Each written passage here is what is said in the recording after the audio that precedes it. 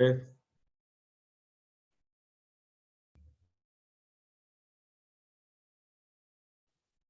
Buenas, Buenas tardes, Inge. buenas tardes, buenas. Vamos a realmente comenzar hasta hoy lo que es el contenido de la clase. Ayer se me olvidó mencionarles en el WhatsApp que, bueno, esta clase no está considerada como clase con exámenes presenciales. Entonces, esta clase siempre la vamos a tener con evaluaciones en línea. No está dentro de las clases que él habilitó el departamento y el anunciado de la universidad, no está considerada con exámenes presenciales. Entonces, va a ser exámenes siempre, pues en línea, como en los periodos anteriores. Ya pues con eso vamos a continuar lo que es con la clase. Vamos a comenzar con conceptos. Vamos a ver, bueno, si alguien llevó clases conmigo de Turbo, vamos a ver que parte del contenido o buena parte del contenido coincide pues con lo que se ve en Turbo Máquinas primer parcial, que es la parte de bombas. Perdón. Entonces vamos a comenzar con algunos conceptos. Vamos a empezar a conocer qué es una bomba. Eh, Todos en algún momento pues hemos estado en presencia de una bomba, ya sea a nivel residencial, comercial o en el trabajo industrial. Y pues de alguna forma ya sabemos qué es lo que hace una bomba, pues mover un fluido de un punto a otro. Con un poco más, pues según el libro, pues una máquina que convierte energía mecánica y la restituye en energía hidráulica al líquido que la atraviesa. Que el líquido pues puede ser agua, puede ser algún líquido alimenticio, puede ser algún líquido químico, líquido combustible. Todos esos pueden ser líquidos que maneja una bomba.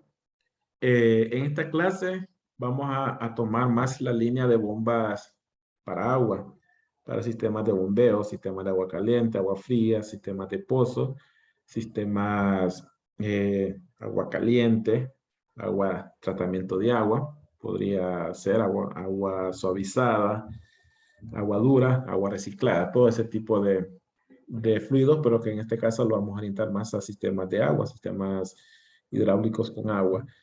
Bien, como menciona ahí el contenido, pues aparte de agua, podemos manejar aceite, combustibles, líquidos alimenticios, líquidos viscosos. Eh, bueno, solo que en el caso de líquidos viscosos, si es mucho, ya no quedan las bombas que vamos a estudiar nosotros, sino que es mejor las bombas de desplazamiento positivo. Vamos a hacer una mención, pero nosotros realmente nos vamos a dedicar a bombas rotodinámicas. Constan de un elemento de transmisión de energía mecánica, que puede ser un eje, un rodete, elemento de transformación de energía, pues el mismo rodete, la caja espiral, y la impulsión, que también lo cumple el rodete y el tubo difusor. Aquí tenemos algunas imágenes de una bomba de ejemplo. Tenemos la parte de la bomba en sí, la parte de transmisión y pues el elemento que genera la potencia o la energía que la bomba le transfiere al fluido, que es un motor, puede ser un motor eléctrico o un motor de combustión. Aquí tenemos el ejemplo de un cuarto mecánico de bombas, en el caso de una bomba que podría ser para agua potable de algún pozo. Este es un ejemplo que más adelante vamos a hablar un poco más de los elementos de un cuarto de bombas. Bien, como mencionaba, nuestro estudio en esta clase va a ser más sobre las bombas rotodinámicas. Vamos a hacer el sistema que vamos a diseñar en base a bombas rotodinámicas, que retomando el estudio de turbomáquinas, pues aquellas bombas que son rotatorias, pero que aparte de eso constan se caracterizan porque la transferencia de energía depende de la dinámica de corriente. Y recordando un poco a qué nos referimos con la dinámica de la corriente, pues a qué velocidad tiene el fluido cuando está en el interior de la bomba, en el interior o en el exterior del rodete. Que para eso pues era el estudio de triángulo de velocidades que hacíamos en turbomáquinas. Aquí no lo vamos a hacer, pero solamente para recordar un poco a qué nos referimos con dinámica de la corriente. Las velocidades que tiene relativa y en la periferia, en la entrada y en la salida, y los ángulos que tiene esas velocidades, es lo que a mí me determina cuánta energía transfiere esta bomba. Entonces, por eso es que nos referimos a que son rotatorias, pero que a la vez la energía que transfiere depende de la dinámica del fluido. La dinámica del fluido cuando choca con estos álabes que están acá, estos elementos curvos. Bien, eso es bombas rotodinámicas. Solo para hacer como un espacio, lo que no es rotodinámico, pues van a ser las bombas de desplazamiento positivo. No va a ser el caso de esta clase. Pero son aquellas bombas que pueden ser rotatorias, pero que la dinámica de la corriente no afecta a la transferencia de energía. No nos interesa con qué velocidad se mueve en el interior, con qué ángulo. Solamente un volumen desplazado. Como vemos en esta imagen, solo nos interesa esta parte roja. ¿Cuánto desplaza esta bomba? ¿Cuánto volumen desplaza en el movimiento de su elemento? En este caso, un movimiento oscilante. Bien, estas bombas las podemos clasificar en oscilantes, pueden ser de émbolo membrana o también llamadas alternativas porque alternan un movimiento de ida y regreso. Pueden ser rotatorias de engranajes de paletas de émbolo de rodete. Son rotatorias, pero como mencionamos, no afecta la transferencia de energía. Son rotatorias, pero no son rotodinámicas. En este caso, incluso el libro de turbomáquina las llama rotoestáticas, que no afecta la dinámica del fluido. Viendo aquí algunas imágenes, así rápido, todas estas imágenes que estamos viendo son bombas de desplazamiento positivo, son viéndolo pues algo diferente a la centrífuga o a las rotodinámicas. Tenemos las dos de arriba, que, bueno, en complemento a esta, son oscilantes. Tenemos un elemento que oscila un movimiento de ida y regreso, y en el movimiento de ida y regreso se aperturan una válvula check. Si aquí es movimiento de izquierda a derecha, se llena este espacio, esta válvula se abre y esta se cierra. Y si el movimiento es de derecha a izquierda, este espacio se vacía, esta válvula se cierra y esta se abre. Y así pues se propicia el paso del fluido, similar al juego perdón, de los pistones en un motor de combustión interna. Tiene una admisión y una expulsión. Bien, lo mismo ocurre con estas dos, solamente que el elemento pues es un poco diferente al anterior, el elemento que se encarga de desplazar el fluido. Pero siempre tenemos un movimiento oscilante de izquierda a derecha. Aquí tenemos otro movimiento oscilante de izquierda a derecha, solo que aquí tenemos una membrana, un elemento elástico que se mueve de izquierda a derecha y va propiciando apertura a esta válvula check y el paso del fluido. Tendríamos que medir la presión antes y después de la bomba para saber cuánta energía está transfiriendo esta bomba. Hay algunos puertos de medición y podemos saber cuánto sería la cabeza de esas bombas. Tenemos estas de abajo que también son rotativas, ya tienen elementos rotativos, pero no son rotodinámicas. Solamente tenemos por ejemplo, tenemos una bomba de engranes o de engranajes que cuando gira en estos espacios que forman los dientes atrapa volumen de fluido y en el movimiento desplaza ese fluido hacia el otro extremo. Le agrega la presión, pero no nos interesa con qué velocidad gira ese espacio de volumen. No nos interesa con qué velocidad en la periferia, ni con qué velocidad real, ni qué velocidad relativa. Solamente qué volumen estoy desplazando en estos espacios. Lo mismo en este de émbolo, lo mismo en esta de paletas, este de rodete, y esta que es un poco rara, pero es como una manguera que es aprisionada por un elemento y como que va empujando el fluido. Ahí tenemos pues la diferencia con las otras bombas. Solo nos interesa el volumen que se está desplazando, pero no nos interesa la dinámica. O sea que aquí no habría forma de armar triángulo de velocidades como en las rotodinámicas. Entonces eso es un poco de la diferencia entre una y la otra. Las rotodinámicas sí se caracterizan porque tienen rango de rotación alto y el volumen tiene que ser un poco equivalente a las revoluciones, mientras que en las de desplazamiento positivo puedo tener rotación lenta y para mover el volumen. Cuando tengo fluidos muy viscosos, una rotación demasiado rápida no se va a poder hacer. Entonces, mejor se hace con una bomba que gire lento y lo que me interesa es cuánto volumen voy a desplazar. Entonces, mejor utilizo una de desplazamiento positivo. Bien, ese era un paréntesis. Ahora pues sí vamos a retomar lo que nos va a llevar la clase, que es las bombas rotodinámicas.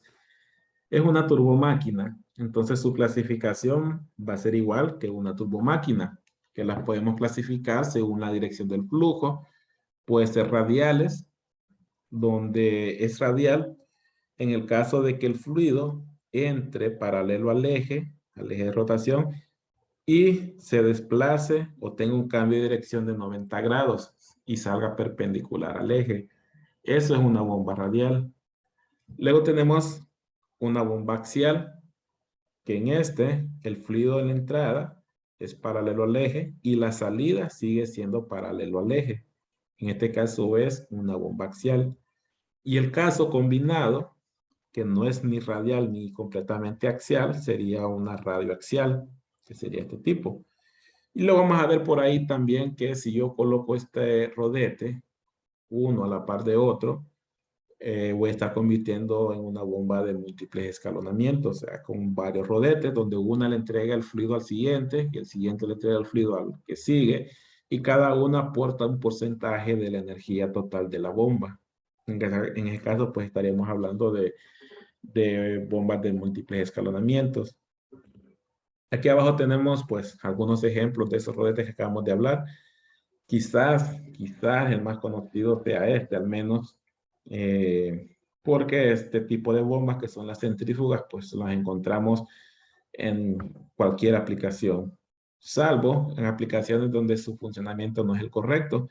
Ahí tendríamos que pasar a múltiples escalonamientos, que ahí pues es muy común en pozos, muy común en cisternas subterráneas, cambiar de centrífuga a múltiples escalonamientos. Luego tenemos la imagen del rodete axial. Vemos que es diferente a la radial o a la centrífuga. Es parecido como a la hélice de un barco, como mencionaba en la clase de turbomáquinas una hora antes. Esta hélice axial pues se parece a las hélices de los barcos que les da el impulso.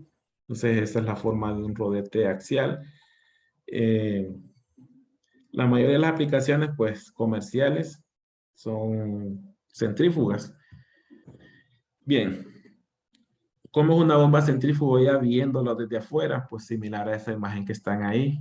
Tenemos la bomba centrífuga desarmada. Tenemos aquí viéndola desde fuera con todo el cuerpo. Tenemos la parte del motor. Tenemos la parte de la bomba en sí. En este está contenido la caja espiral. Tenemos el tubo difusor. Adentro tenemos el rodete y la corona directriz, que al final es un solo elemento que comúnmente lo llamamos impeller. El impeller contiene las dos partes. Ahí donde están los álabes y ahí donde se transforma la energía. Y por aquí tenemos pues la succión de la bomba, o sea, la entrada de fluido. Tenemos aquí una bomba centrífuga horizontal. Aquí tenemos una bomba centrífuga vertical que aquí el fluido entra horizontal y sale horizontal. Pudiésemos pensar que es una bomba axial, pero no es así, porque internamente el fluido se coloca por la parte de abajo y se coloca de forma paralelo al eje. Eso se hace internamente. Entonces ya la entrada realmente al impeller es de forma paralelo al eje y el impeller ya lo transforma de forma perpendicular al eje. Entonces sigue siendo una bomba radial, en este caso una bomba centrífuga. Aquí tenemos esa bomba centrífuga como con un corte. Podemos ver aquí el impeller, que es un solo cuerpo, el impeller con la corona directriz. Esta parte en forma de U, bueno, U inversa sería la caja espiral estudiada en turbomáquinas. Y por aquí tendríamos el tubo difusor, o sea, la descarga del fluido, que sería este de acá, este de acá. Y en este pues estaría de forma horizontal la descarga. Bien, estos son ejemplos de bombas centrífugas. Aquí hay algunos cortes adicionales con muchos más partes. Las básicas pues son las que mencionamos, el impeller, que a su vez es el rodete y la corona directriz, más la caja espiral, más el tubo difusor, el eje, y la parte motora, que puede ser un motor eléctrico, puede ser un motor de combustión interna. Luego, pues hay muchas otras partes que ya son de seguridad, ya son de funcionamiento del sistema, como los empaques, los sellos, los rodamientos, la parte de engrase. La parte de los puertos de medición de presión, ya esas son partes constructivas, pero que son más para monitoreo, para mantenimiento y para seguridad del equipo. Bien, estas son algunas imágenes de bombas también. No nos preocupemos mucho, que no les voy a pedir que me definan o me desglosen las 20 partes de esta bomba. Me interesa más la parte de conceptos y de manejar la parte práctica. Bien, ahora sí va a haber teoría, pero les puedo preguntar las partes básicas de una bomba, que son las que acabamos de hablar. Bien, otro tipo de bomba que sigue siendo centrífuga, pero tiene una construcción diferente, es las bombas turbina. Bueno, no centrífuga, sino que sigue siendo radial, mejor dicho. Tenemos lo que son las bombas de múltiples escalonamientos, pero que realmente las podemos conocer como bombas turbinas. Una de esos tipos, conocidos como bombas turbinas, que es común, es posible que en algún momento hayamos visto un pozo donde en la parte superior está este motor, o solo veamos un cable que sale de ese pozo. Entonces seguramente es este tipo de bomba, donde el motor está sumergido en el pozo. ¿Por qué es múltiples escalonamientos? Porque esto, como tazón que se mira aquí, es un impeller. En este caso tendríamos 4 impeller. Podemos decir que es una bomba de múltiples escalonamientos de 4 etapas. Cada etapa le proporciona 25% de energía de la total al fluido. Y en cada uno de estos tazones lo que tenemos es un impeller como este o como este de acá. Si yo desarmara estos tazones, yo tendría esto que está aquí. Aquel que está ahí al fondo, perdón, va primero aquí como tapadera y después va el otro. Y así pues está contenido el impeller en el interior. Y uno toma energía, uno toma fluido, perdón, y se lo entrega al siguiente impeller, eleva la presión, se lo entrega al siguiente impeller, eleva la presión y se lo entrega al siguiente impeller. Y de esa forma pues tenemos una bomba de múltiples escalonamientos. Cuando tenemos pozos muy profundos o cisternas subterráneas con un nivel de agua muy bajo, ya la bomba centrífuga no trabaja bien porque tiene cavitación, que vamos a ver más adelante eso. Entonces, en esos momentos es mejor cambiar a este tipo de bomba. ¿Por qué? Pues vamos a ver que el impeller es el que juega un papel importante en si va a haber cavitación o no, porque el nivel del agua, el diferencial del nivel del agua con la altura donde está el impeller es la que a mí me da si la bomba va a cavitar o no. Entonces, si hay mucha diferencia de altura, mejor cambiamos de tipo de bomba. Bien, ahí pues algunas partes adicionales para que lo puedan ver, algunas partes adicionales de este tipo de bomba.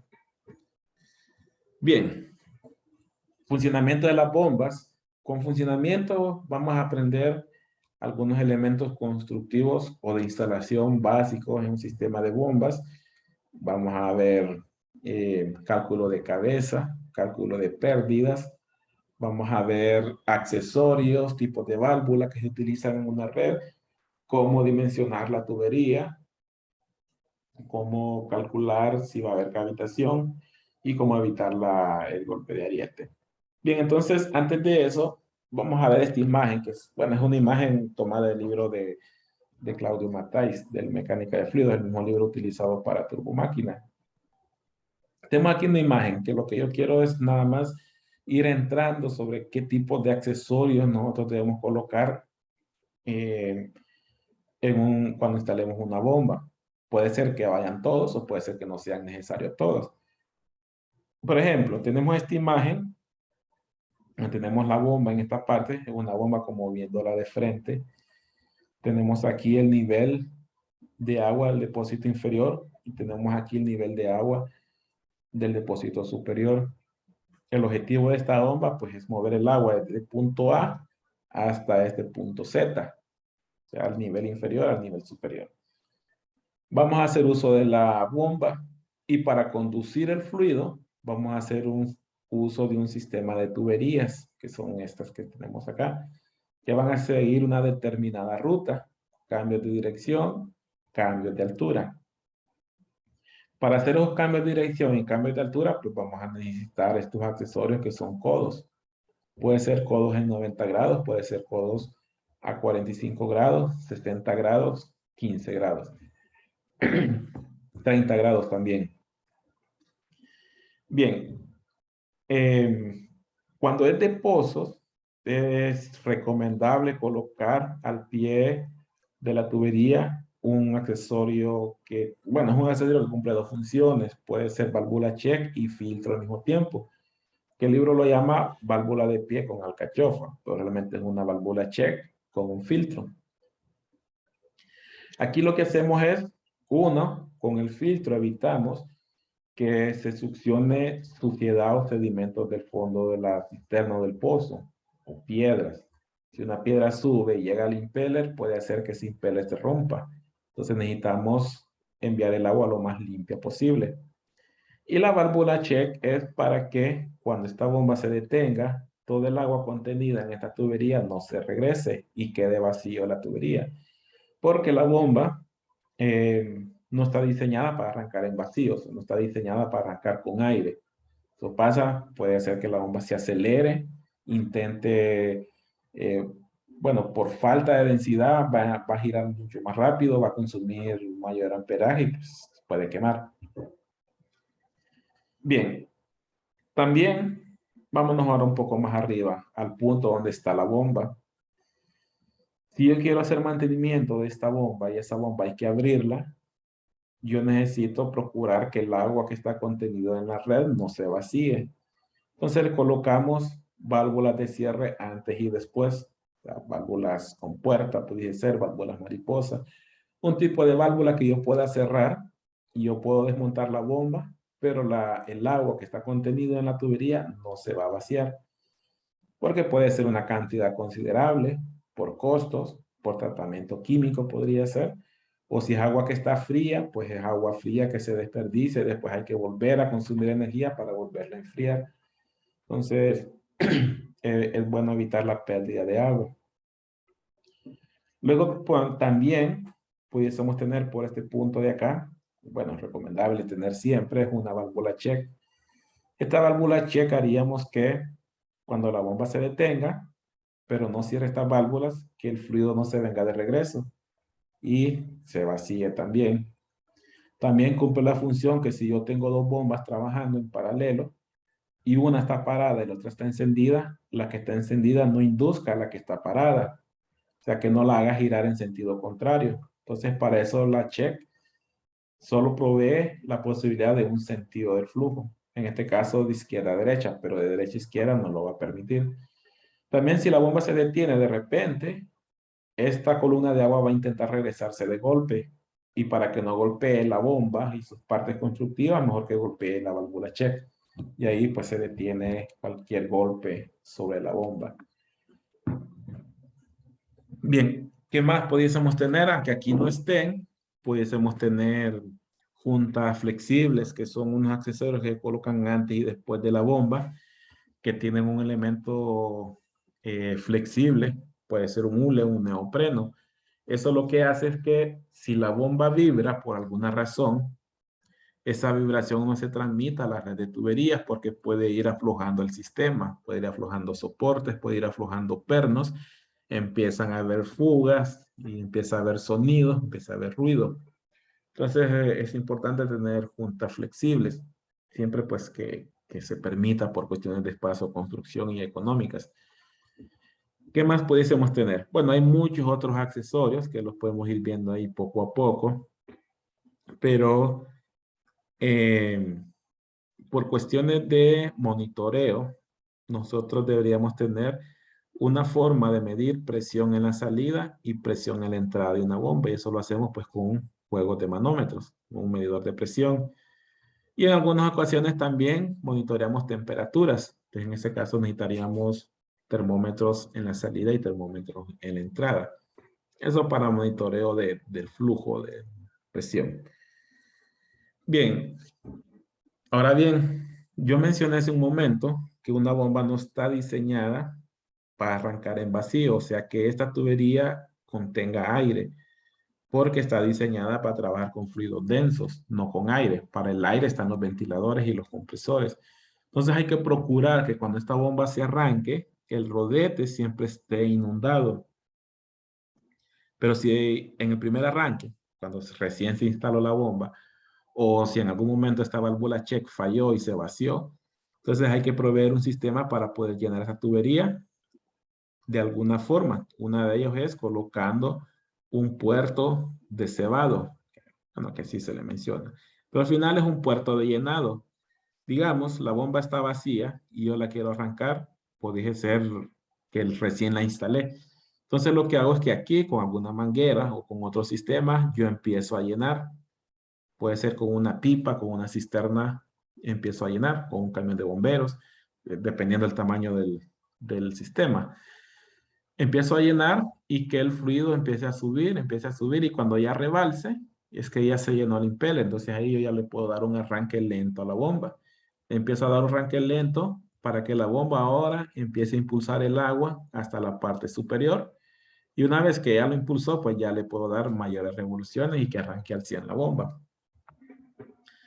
Ahora bien, cuando yo empiezo a llenar el fluido por acá, yo tengo que permitir que el aire, el agua va a desplazar el aire.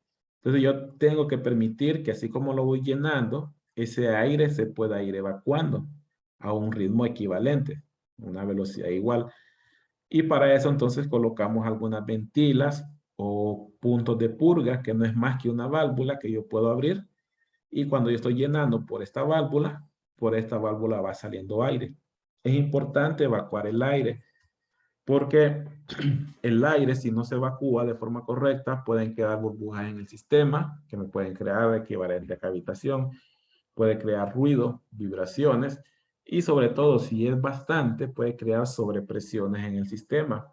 Y esas sobrepresiones pues pueden ir a chocar con elementos de cambio de dirección o accesorios y me puede crear un golpe que me pueden crear fugas o me puede crear daños en el sistema. Entonces debemos proveer una forma eficiente de botar ese aire mediante estas purgas. Hacerlo a un ritmo adecuado. Bien, ¿qué más podríamos hablar por ahorita? Bueno, todo su sistema de soportería. Hay otros accesorios que en su momento vamos a hablar. Puedo tener sensores de temperatura, sensores de presión. Puedo tener variadores, arrancadores de estado suave, que también los vamos a hablar más adelante. Bien. Bueno, que ahora son a 4:39. Bien, ya tenemos el objetivo de una bomba, mover fluido de un depósito a otro. Algunos elementos constructivos, la bomba, la instalación de la bomba, sistemas de válvulas, sistemas de monitoreo, cambio de dirección, cambio de altura. Una vez que nosotros tenemos nuestro sistema y ya definimos cuál es la ruta mediante este sistema de tuberías y cuáles son los accesorios que yo voy a instalar, podemos proceder a empezar a hacer los cálculos.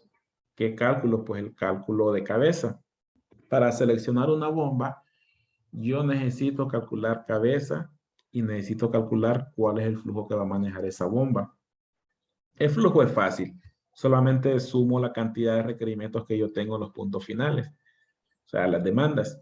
Pero la cabeza sí necesito un proceso de cálculo un poco más tedioso dependiendo del tamaño del sistema que estamos calculando. Cuando es de un depósito a otro, como elevar agua de un tanque inferior a una cisterna en el techo de una vivienda, es fácil porque es una sola tubería. Se complica más cuando es una red de distribución con un montón de demandas, como una red de agua potable, un sistema de agua fría en HVAC. Bien, pero antes de pasar a eso, pues primero, ¿qué es cabeza de una bomba? La cabeza de una bomba lo podemos ver como la energía necesaria para que esta bomba pueda mover el fluido de este punto a este punto. Esa es la cabeza de una bomba. Y viene relacionada con la ecuación de Bernoulli. Entonces, esa ecuación, para calcular esa cabeza, la van a ver muy similar a la ecuación de Bernoulli. ¿Qué teníamos? Bueno, primero, la bomba debe ser capaz de vencer el cambio de presiones. Como si estos fuesen tanques presurizados a diferente nivel de presión, debería tener la capacidad de vencer ese diferencial de presión. Luego, tiene que ser capaz de vencer o elevar el peso del fluido hasta el punto superior. Es decir, debe ser capaz de vencer esta altura. Entonces, este es el segundo término. Hay un término adicional que en la ecuación de Bernoulli está, que es el cambio de energía cinética, que involucra velocidades. No es común tomarlo en cuenta porque cuando ya se calcula ese término de velocidad al cuadrado 2 menos velocidad al cuadrado 1 entre 2 veces g, resulta ser sumamente pequeño comparado con los demás términos. También puede casi siempre ser igual a cero. Por ejemplo, miremos estas dos cisternas. Cuando nosotros llenamos un tanque, la velocidad con que el nivel o ambos niveles se mueven es imperceptible. Entonces su velocidad es cercana a cero. Por lo tanto, la energía que se debe proporcionar para eso es cercano a cero. Entonces no se toma en cuenta. Pero sí hay otro término, que es las pérdidas. Tenemos que tomar en cuenta el diferencial de presiones, el diferencial de altura, pero debemos tomar en cuenta también las pérdidas. ¿Cuáles son esas pérdidas? Pues son las pérdidas que tiene el fluido al moverse a través de todo su sistema de conductos o de tuberías, que según mecánica de fluidos podían ser por fricción, o sea, por el roce del fluido con la tubería, o pérdidas primarias, y puede ser por accesorios, pérdidas secundarias, que son todas aquellas que producen un cambio de dirección, como los codos, producen un cambio de sección transversal, como las reducciones, producen pérdidas que tal vez no se puedan medir tan fácil como válvulas, o cualquier otra pérdida provocada por equipos, por un intercambiador, pérdidas por un filtro, por un chiller, por una unidad de aire acondicionado. Por todo ese tipo de equipos también hay pérdidas. Entonces, este valor de HR tiene que estar incluido todas las pérdidas. Entonces, la bomba debe ser capaz de proveer el cambio de presión o vencer el cambio de presión, vencer el cambio de altura y vencer todas las pérdidas del sistema. Entonces, esos cálculos vamos a tener que aprenderlos a hacer aquí. Sobre todo los primeros dos términos, pues son fáciles, solamente con una medición o saber si son tanques abiertos. Ya sabemos que esto es atmósfera y su valor es igual a cero. Esto pues es el cambio de altura, pero HR sí tenemos que hacer un cálculo y eso pues lo vamos a ver más adelante también. Bien, esto es cabeza de una bomba. Con eso nosotros ya podríamos seleccionar una bomba. Nos vamos a los seleccionadores. Bueno, primero lo vamos a aprender a hacer mediante gráficos de puntos de operación. Luego, en el tercer parcial, lo vamos a aprender a hacer mediante software y mediante un seleccionador en línea.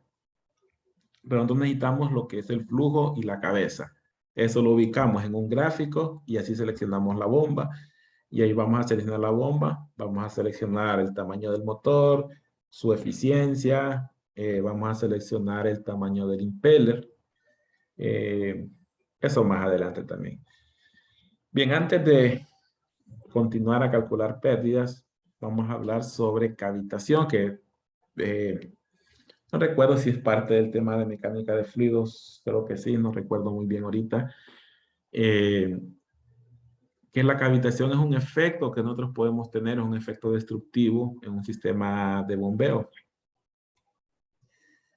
¿Y qué es en sí la cavitación? Pues la cavitación es cavidades de aire que se forman en esta zona de la bomba, en la zona de succión. ¿Y cómo se forman esas burbujas? Bueno, una, por lo que hablamos hace un momento, que haya aire acumulado. Pero en sí nos vamos a referir como cavitación cuando el agua que está aquí o el fluido, bueno, el agua, porque hemos hablado que vamos a orientar la clase a sistemas de bombeo de agua. Cuando esa agua intenta evaporarse, pero como está concentrado en un elemento hermético, que es una tubería, que no le permite que ese vapor salga, ese vapor se convierte en una cavidad de aire. Y esa cavidad de aire a alta velocidad, por la succión de la bomba, va a chocar al impeller de la bomba. Y cada burbuja, cuando choca con el impeller, produce un golpe. Que tal vez un golpe individual no represente mucho, pero ya cuando es un golpe permanente, constante y que no se corrige, puede empezar a erosionar el impeller, lo puede dañar, lo puede romper. Entonces es importante evitarlo. Bien, eso es la cavitación. ¿Cuándo se da la cavitación? Bueno, ya hablamos que es cuando el fluido intenta evaporarse. Pero, ¿cómo voy a evaporar yo? Imaginemos que estamos bombeando agua a 25 grados centígrados. ¿Cómo voy a evaporar agua a 25 grados centígrados cuando el agua se evapora a 100 grados centígrados? Ahí vamos a tener que hacer uso un poco de propiedades de las sustancias de termodinámica. Bien, realmente el agua se evapora a 100 grados centígrados, pero a presión atmosférica. Si nosotros recordamos de termodinámica, a cada presión de saturación le corresponde una temperatura de saturación, y la temperatura de saturación pues es el momento donde el fluido se evapora. La temperatura de saturación del agua a presión atmosférica es 100 grados centígrados. Porque esa temperatura se evapore. Entonces, para que el agua se evapore a 25 grados centígrados, esa tiene que ser su temperatura de saturación. Pero para que eso se logre, la presión tiene que disminuir. ¿Por qué? Porque 100 grados centígrados es la temperatura de saturación. ¿A cuántos? A 14.7 PSI. O a una atmósfera. O a 100 kilopascales. Pero para que se evapore a 25 grados centígrados, yo tengo que disminuir la presión. Ahora bien, ¿qué es lo que pasa en esta zona de la bomba? Yo ahí estoy succionando. Aquí yo estoy succionando. ¿Qué es lo que hago yo con la succión? Con la succión yo lo que hago es que este fluido que está en la parte de abajo suba hasta este punto de acá. Ahora bien, también aprendimos que un fluido se va a desplazar de un ambiente de mayor presión a uno de menor presión. Y si este ambiente que está aquí en el tanque es la presión atmosférica, para que este fluido se mueva a este punto tiene que tener una presión menor, o sea, una presión por debajo de la presión atmosférica, y eso me convierte en una zona de vacío, o sea, presión negativa. Presión negativa hablando de presión absoluta. Presión relativa, perdón.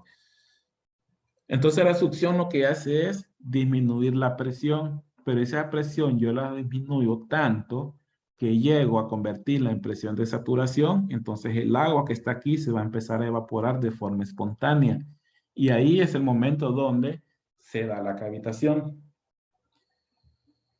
Bien, entonces para evitarlo, lo que yo tengo que hacer es que esta bomba succione, cree presión negativa, pero no llegue a puntos en el cual esa presión sea presión de saturación, que aquí en lugar de presión de saturación la vamos a conocer como presión vapor.